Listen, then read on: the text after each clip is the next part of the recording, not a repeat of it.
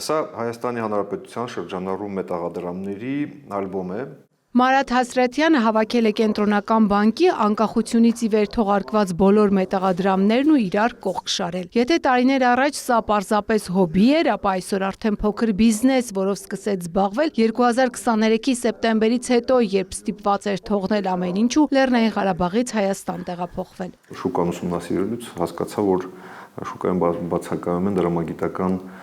դրամների, այսինքն մեր պատմությանը, մեր եկեղեցիների, մեր հերոսների վերաբերյալ որոշակի հավաքածուներ մետաղադրամներից եւ մեդալներից։ Դեռ նոր էր սկսել մետաղադրամների ու հուշանվերների յուրահատուկ հավաքածուների ստեղծումը, երբ համացանցում տեսավ Հայ օգնության ֆոնդի տեղահանվածներին ուղղված փոքր բիզնեսի աջակցության ծրագիրն ու դիմեց։ Գաղափարը միանգամից գրավեց ծրագրային թիմին ու ստացավ ֆինանսական աջակցություն, ձեռք բերեց սարքավորումներ, որոնց շնորհիվ այսօր գործի ամենաբարդ փուլերն անգամ հեշտությամբ է հաղթահարում։ Հովի ֆինանսավորումից հետո, սարքավորումների ձեռքբերումից հետո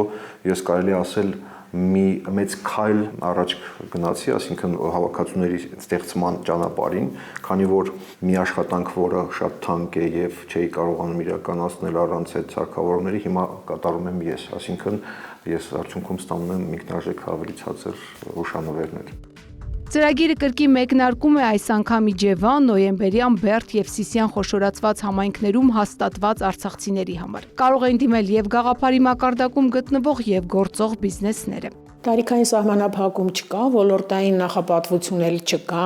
մարդիկ իրենք են ընտրում, ինչ բիզնես գաղափար զարգացնեն այս ծրագրի շրջանակներում եւ առաջարկեն մեզ։ Նախորդ տարիներից արդեն մի շարք հաջողված բիզնես գաղափարներ ունեն, հրուշակագործությունից մինչև առողջ սնունդ, գյուղատնտեսություն, արհեստի ու արվեստի որևէ ճյուղ, որոնց իրագործման շնորհիվ կայունացել է տեղահանվածների կյանքի որակը։ Մրցույթի արդյունքում ընտրված յուրաքանչյուր գաղափարի համար կհատկացվի մինչև 800,000 դրամ։ Աջակցությունը կտրամադրվի բացառապես սարքավորումների, տեխնիկական միջոցների ձեռքբերման համար։ Սա process է, միանգամից ֆինանսավորում չի, դիմում են կարճ գաղափարով, հետո process-ը գնում ուսուցման, գաղափարի մշակման, բիզնես պլանի մշակման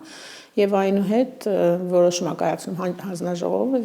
ֆինանսավորել կամ չֆինանսավորել եւ իրականացման ընթացքում էլ եւ մշտադիտարկվում է եւ ինչ որ մենթորական աջակցություն է տրամադրվում։ Չի բացառվում, որ հեռավար համայնքների դիմորդները մեկամսյա ծրագրին առցանց մասնակցեն։ Ծրագիրը Հայ օգնության ֆոնդն իրականացնում է Վարդանանց ասպետներ կազմակերպության հետ։ Ծաղկանուշ Միրզոյան, Աշոտ Խաչատրյան, լուրեր։